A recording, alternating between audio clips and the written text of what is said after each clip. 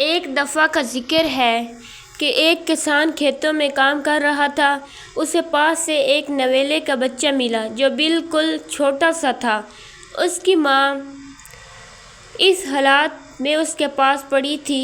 کسان کو نویلے کے بچے پر بہت ترس آیا اور وہ اسے اپنے ساتھ گھر لے آیا۔ اپنی بیوی کو بلایا اور سارا قصہ سنایا۔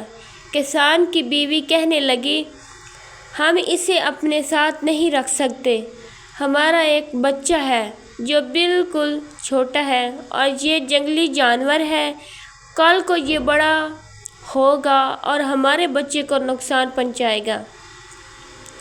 کسان نے کہا، ابھی یہ چھوٹا سا بچہ ہے، جیسے جیسے بڑا ہوگا اس سے ہمارے اور ہمارے بچوں کی پہچان ہو جائے گی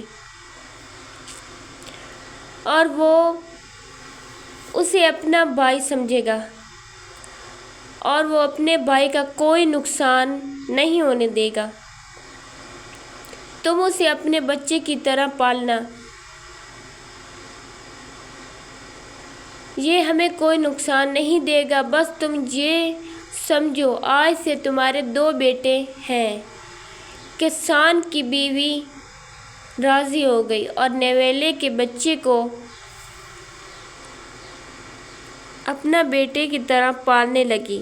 وقت گزرتا گیا، نویلا بڑا ہو گیا، اس کے دانت بھی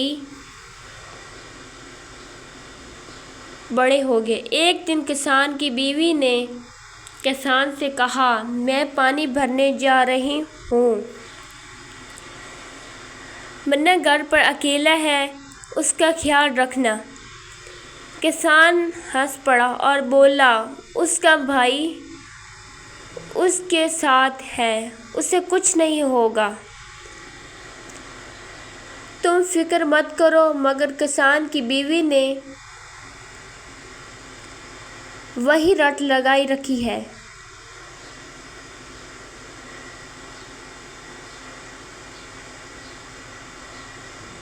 کسان نے کہا، تم جاؤ۔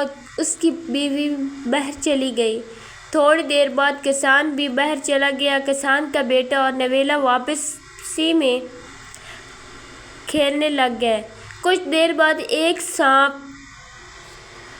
گھر میں گھس گیا اور بچوں کی طرف بڑھنے لگا۔ نویلے نے جب دیکھا تو اس نے فوری سانپ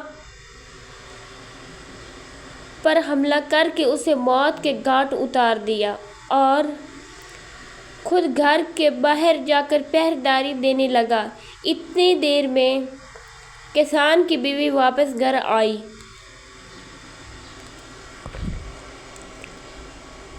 تو اس نے نویلے کے منہ پر خون دیکھا تو وہ چلانے لگی، ہائے میرے بیٹے کو نویلے نے کاٹ کھایا۔